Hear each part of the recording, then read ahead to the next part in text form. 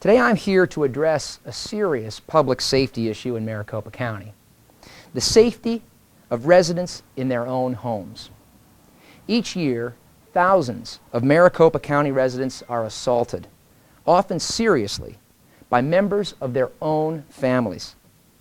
Many victims, usually women, are caught in a bewildering and frightening cycle of violence. My concern about this tragic situation is that it is often made worse by a justice system that can yield confusing and inconsistent results. Domestic violence victims need clarity, consistency, and compassion from our justice system. I will make domestic violence prosecutions a higher priority than we've seen in the last 4 years.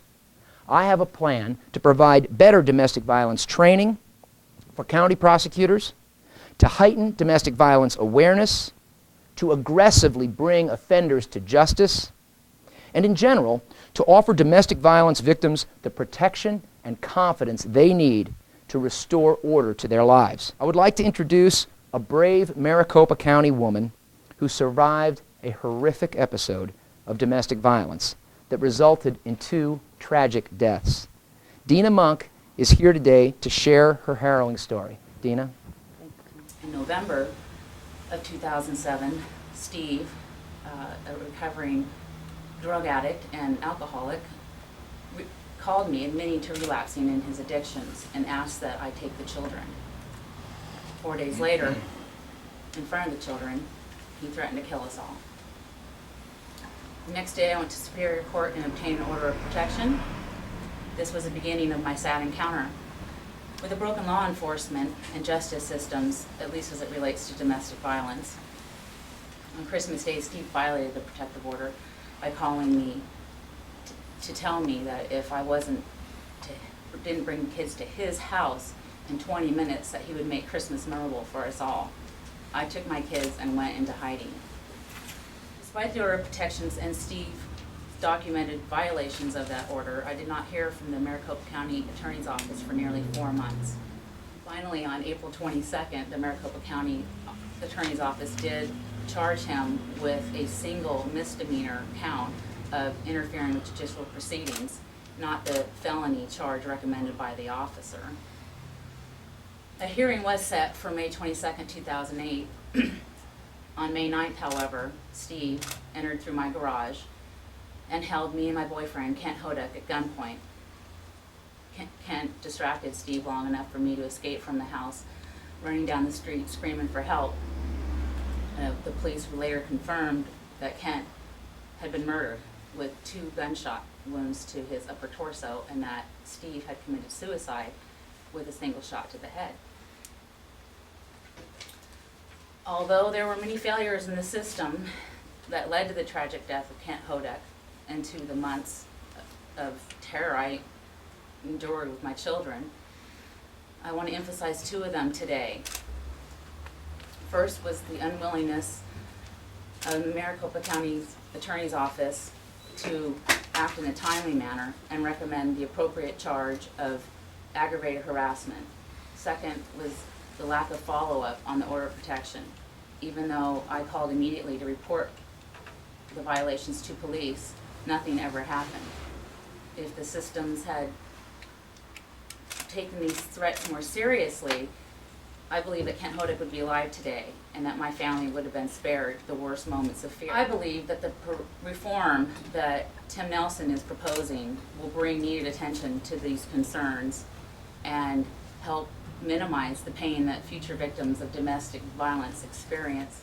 Domestic violence is a problem so deeply rooted that we may never be able to eliminate it, but we can and must do more to reduce it and to better help its victims. I will call upon the Maricopa County Superior Court to create a pilot program for a domestic violence court. Unlike the incumbent, who has sought to downgrade certain domestic violence cases by moving them to city courts, I believe these cases need a higher priority and better attention. Using best practices from similar courts in Minneapolis and Brooklyn, our new domestic violence court would hear domestic violence cases exclusively, including all domestic violence felony cases in Maricopa County. This will result in speedier trials by more experienced domestic violence judges. Second, legislation. As county attorney, I will lobby our state legislature to enact better domestic violence laws. First, pass Senate Bill 1335. This bill, which was introduced by Senator Tim B. last year, would classify each domestic violence offense after the first as an act of aggravated domestic violence, which is a felony offense. Repeat offenses are not a series of misdemeanors. They are evidence of a pattern of abuse that must stop and must be punished appropriately. We must end the cycle of repeat domestic violence, and this bill is an essential component of doing so. Second, I call on the legislature to enact a bill to improve the service of orders of protection. Currently, when a victim gets an order of protection, she has two choices: wait several days or even weeks for service by a constable or a sheriff, or hire an expensive private process server. Domestic violence victims don't have time to wait, and many cannot afford a private process server. They should not have to face this Hobson's choice.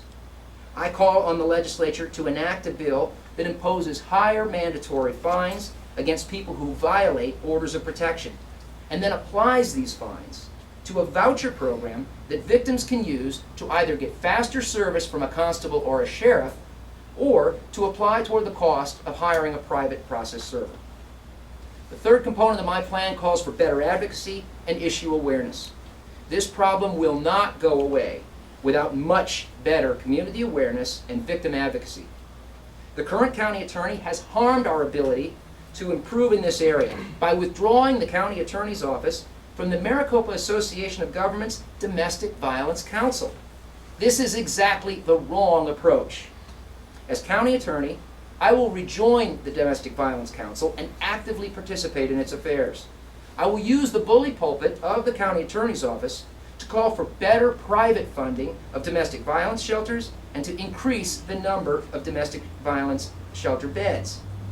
I will actively promote domestic violence hotlines, such as the 24-hour National Domestic Violence Hotline and the Arizona Coalition Against Domestic Violence Hotline, to ensure that victims know who to call to get help at any time of the day or night. And finally, I will work with our local domestic violence advocacy groups to improve education for domestic violence victims about their legal rights. We need a county attorney who can bring law enforcement, the courts, and victims together to better combat this important problem. And this is precisely what I will do. Now, I would like to introduce retired presiding judge of the Maricopa County Superior Court, the Honorable Colin Campbell, to further address the advantages of a domestic violence court in Maricopa County. Judge? Maricopa County has one of the most progressive trial courts in the country. One of the things that Maricopa County likes to do is go to other courts and see what best practices are around the country, and then bring them back to Maricopa County. One of the courts we often study was in Minneapolis, the Hennepin County Superior Court. And in particular, in Hennepin County, they had created a domestic violence felony court, where they took all domestic violence felony cases and consolidated them before one judge. This would very much improve the processing of domestic violence cases.